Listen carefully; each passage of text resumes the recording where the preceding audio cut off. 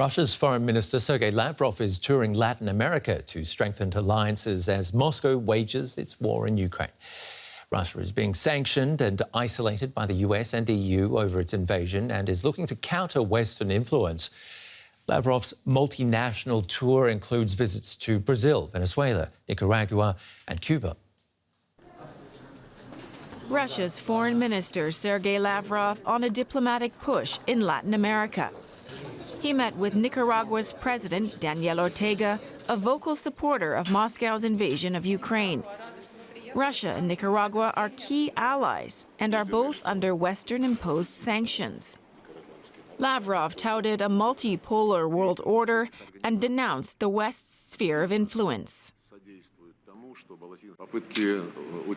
Attempts by the West to establish hegemony, to dictate to everyone and everything anywhere in the world, can be seen in what is happening around Ukraine now, and in NATO's claim of having the role of a global security guarantor, including in the Asia-Pacific and a number of other regions around the world.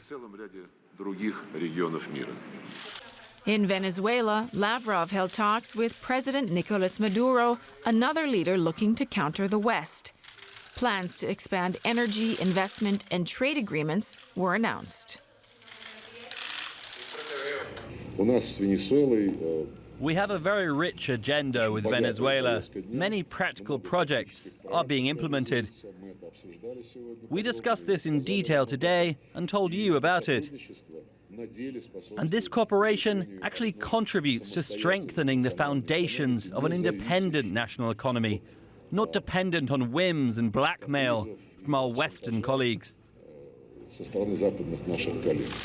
Lavrov stressed that both nations are committed to implementing the United Nations Charter's principles of sovereign equality and non-interference in world affairs. After his tour, Lavrov will head to New York to chair a UN Security Council meeting. And I'm joined live by Ian Lesser, Vice President of the German Marshall Fund, a public policy think tank. Let me cut straight to the chase. What can Russia offer potential allies in Latin America or elsewhere to gain their support? Well, in some cases, these are very old relationships with all of the countries he's visiting. In fact, Brazil is in a somewhat different category. But if you think about Cuba, Venezuela, Nicaragua, these are countries that have in many cases been essentially client states of former Soviet Union and Russia at points as well. Venezuela, Cuba under sanctions, Nicaragua, all of these countries in a difficult financial position and politically isolated. So in a sense, this is a conversation between two sanctioned and isolated sets of countries talking to each other, Russia on the one hand and countries in Latin America on the other. I think, there are some practical things that Russia can offer, and he spoke about some of these in terms of investment. But above all, I think Russia sees it as a public relations opportunity with more fertile ground than he would find elsewhere in the world. So would you say Russia is not that isolated or as isolated as the US or EU may want us to think? Well, I think globally, Russia is still very isolated in important ways. But to take the example of the visit with Brazil, there is, on the one hand, I think, very little sympathy in places like Brazil or elsewhere in the global South on moral or legal grounds for what Russia has done in Ukraine.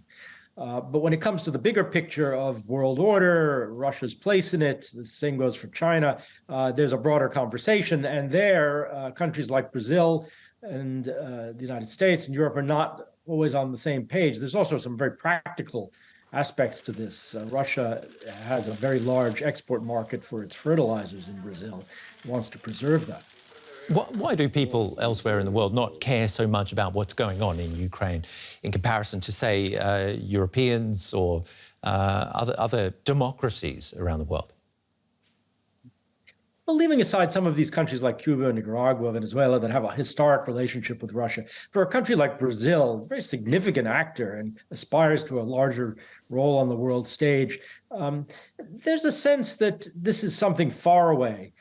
This is an animating security problem in Europe, but please don't bring it to us here far away in Latin America.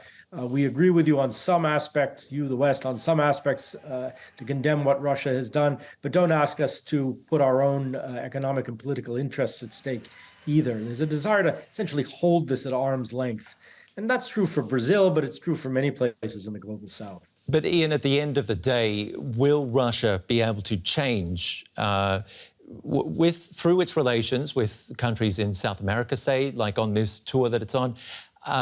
Will it be able to change the course of the war in Ukraine through these sorts of talks and relationships?